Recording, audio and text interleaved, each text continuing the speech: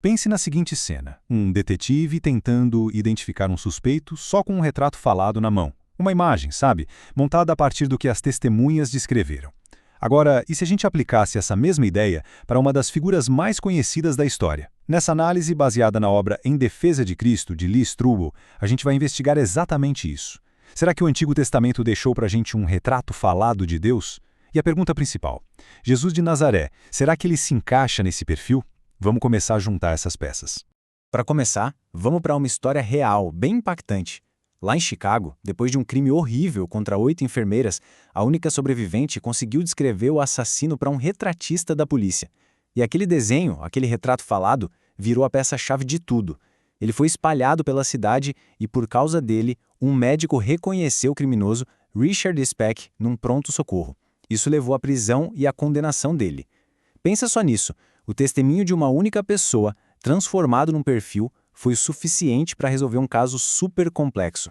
E se a gente pegasse essa mesma lógica e aplicasse a uma questão teológica? O Antigo Testamento, ao longo de séculos, parece que também pinta um retrato falado de Deus, sabe? Detalhando seus atributos, seu caráter. E aí, séculos depois, surge Jesus, afirmando ser a personificação exata desse retrato. A grande pergunta que a gente vai tentar responder aqui é: será que o perfil bate com o suspeito? Ok, então o primeiro passo em qualquer investigação é esse: estabelecer o perfil. Quais são as características que não deixam dúvida sobre quem é Deus, de acordo com essa imagem que o Antigo Testamento pintou? Vamos ver em detalhes os atributos que definem a divindade. O primeiro traço fundamental nesse perfil é a onipresença. E olha, não é só sobre conseguir ver tudo de longe, é sobre estar de verdade presente em cada cantinho do universo, em todos os momentos, ao mesmo tempo. É uma qualidade que, para nossa cabeça, é bem difícil de entender, né? Foge totalmente da nossa noção de espaço e de limite físico. Depois vem a onisciência. Esse atributo descreve um conhecimento absoluto. Imagina só saber não apenas o passado, o presente e o futuro, mas também cada pensamento, cada intenção. Nada, absolutamente nada, fica escondido. É um conhecimento completo, que vai de uma ponta a outra da eternidade. O terceiro pilar do nosso perfil aqui é a onipotência. Deus é descrito como todo-poderoso. Isso significa que ele tem autoridade e poder absoluto sobre tudo que existe. Simplesmente não há força ou poder que chegue perto do dele. E esse retrato falado vai ficando cada vez mais detalhado. Ele é eterno, ou seja, existe fora do tempo.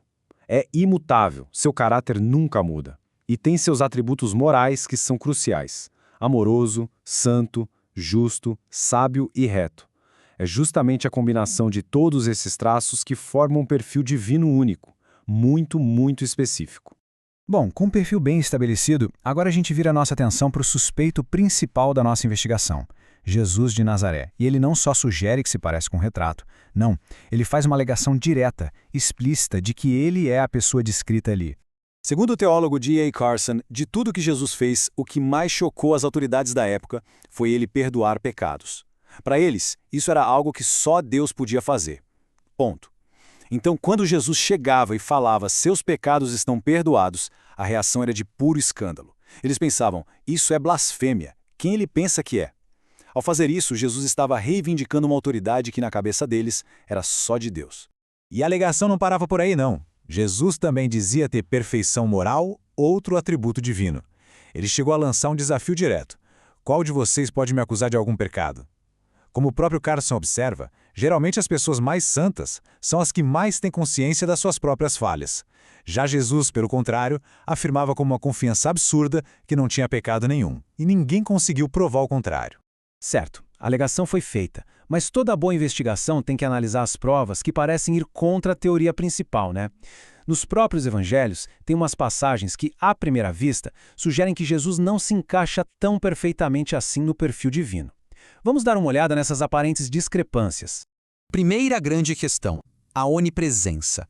Se Deus está em todos os lugares ao mesmo tempo, como é que Jesus, que viveu fisicamente limitado à Palestina do primeiro século, poderia ser onipresente? Quando ele estava em Cafarnaum, ele não estava em Jericó. Como é que a gente concilia essa limitação física com o atributo divino que é ilimitado? Fica aí a pergunta. A segunda contradição bate de frente com a onisciência. Lá no Evangelho de Marcos, o próprio Jesus admite que não sabe o dia ou a hora de certos eventos futuros. Ele diz que nem o Filho, senão somente o Pai, sabe. Ué, mas como assim? Como alguém que seria onisciente, que sabe de tudo, pode admitir que não sabe de algo?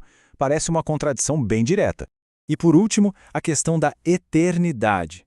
O perfil de Deus é de um ser que não foi criado, que sempre existiu.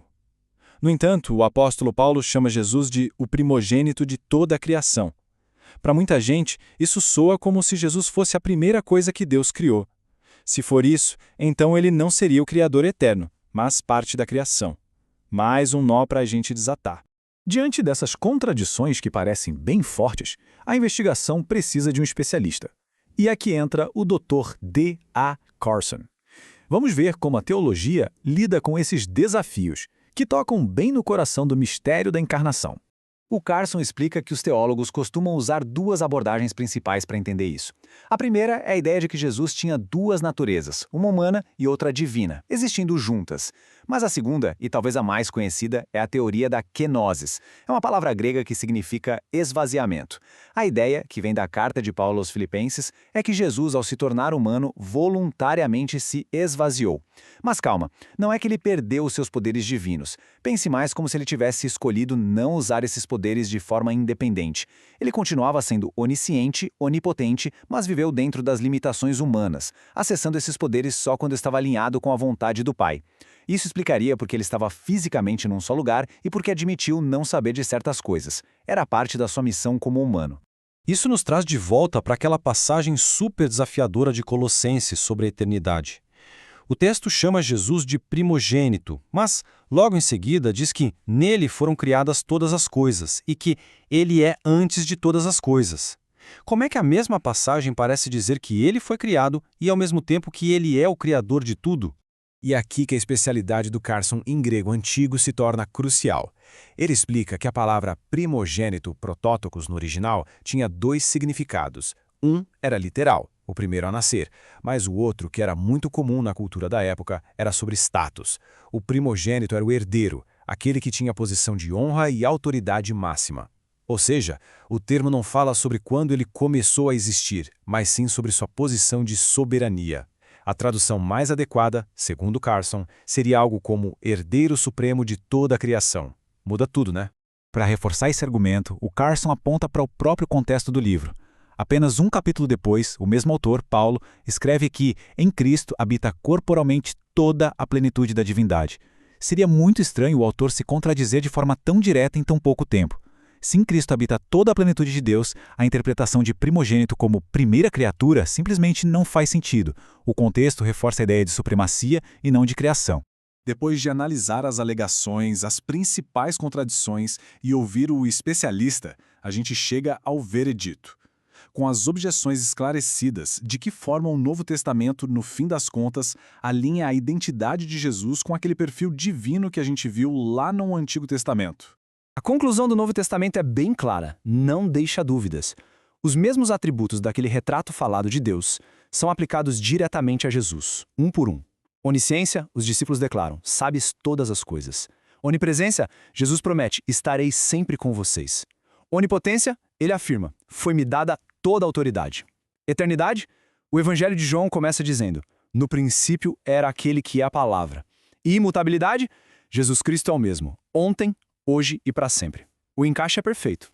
E talvez a evidência mais forte seja essa aqui. Títulos que, no Antigo Testamento, eram usados exclusivamente para Deus, são, no Novo Testamento, aplicados diretamente a Jesus. Por exemplo, Deus era o pastor de Israel, Jesus diz, eu sou o bom pastor. Deus era a rocha, Paulo chama Cristo de a rocha espiritual. Redentor e juiz eram títulos de Deus, os apóstolos dão esses mesmos títulos a Jesus. Isso vai muito além de uma simples semelhança. É uma identificação direta.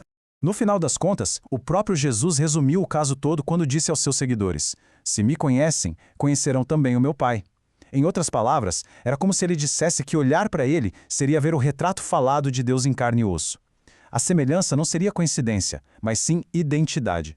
E assim, essa análise toda nos traz de volta à pergunta inicial. Com base no perfil divino do Antigo Testamento e na identidade de Jesus apresentada no Novo, as evidências parecem apontar para uma correspondência. A questão que o material de Strobel deixa no ar é, diante do caso que foi apresentado, qual é a conclusão mais lógica? A reflexão final, como sempre, fica para quem analisa os fatos.